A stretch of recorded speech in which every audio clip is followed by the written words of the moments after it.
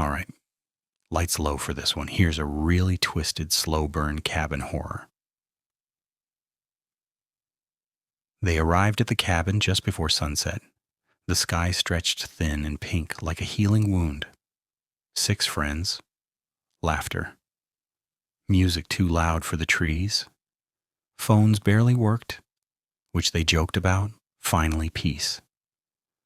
The cabin sat deep in the woods, older than it looked. Its porch slanted as if it were tired of standing. Inside, everything felt normal. Too normal. Dusty board games, a fridge that hummed like it was breathing, a guest book with years of names written in careful, hopeful handwriting. No warnings, no crossed-out messages, nothing ominous enough to take seriously. They made dinner, drank, played cards. Someone told a ghost story so bad everyone booed. Outside, the forest darkened fast, swallowing the last light in huge gulps. By the time the power flickered, they were already a little drunk. "Probably the generator," Mark said. He said it confidently. Men always did when they didn't want to be scared. The lights came back on, then a knock. Not loud, not aggressive. Just 3 slow taps, spaced too evenly. No one moved. Another knock. Jess laughed nervously. "It's a cabin in the woods. That's literally how every horror movie starts." Mark grabbed the flashlight and opened the door. No one was there. Just trees, darkness, the smell of wet leaves. He was about to close it when Alex noticed something through the trees, a light, small, white, steady, too steady. "Is there another cabin?" Alex asked. The light flickered once, then stepped forward. She emerged from the trees slowly, as if learning how to walk again. A woman, or something shaped like one. Her hair hung in greasy ropes around her face. She wore a nightgown that was once white and now stained dark at the edges, like it had been dragged through old water. And her face, God. Her mouth was stretched impossibly wide, jaw slack, lips pulled back into a grin that showed too many teeth. Teeth that looked worn down, uneven, used. Drool spilled freely from the corners of her mouth, stringing down her chin and dripping onto her chest. Her eyes were open far too wide, unblinking, glassy with joy. She wasn't looking at the cabin. She was looking inside it, at them. No one screamed at first. Their bodies didn't know how. She raised the light, an old lantern, and tilted her head slowly to the side like a child curious about a bug. Then she smiled wider. The lantern went out. Total darkness. The knocking started again, this time from inside the cabin. Panic erupted. Someone screamed. Someone dropped a glass.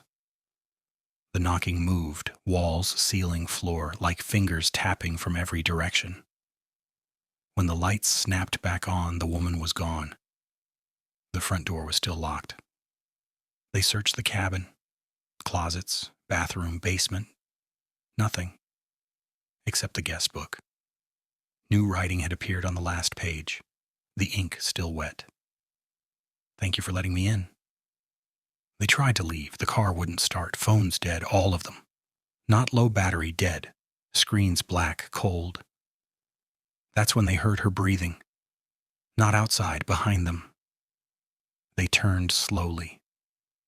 She stood at the end of the hallway, lantern glowing again, face inches closer than before. Her grin was wider now, skin stretched thin, cracking at the corners. Drool dripped onto the floor, sizzling softly like it burned. "You saw me," she said, voice wet and wrong, like it had to crawl out of her throat. "That means I get to stay?" She took a step forward, then another. Mark ran first. He made it 3 steps before the lights went out again. When they came back on, he was gone. Just his shoes, neatly placed side by side, toes pointing toward her. She laughed, a sound like choking joy. They barricaded themselves in a bedroom. pushed furniture, prayed, cried. The knocking returned, slow, patient, right outside the door. "Please," Jess whispered. "What do you want?" Silence, then her voice, pressed close to the wood. "I want to finish smiling."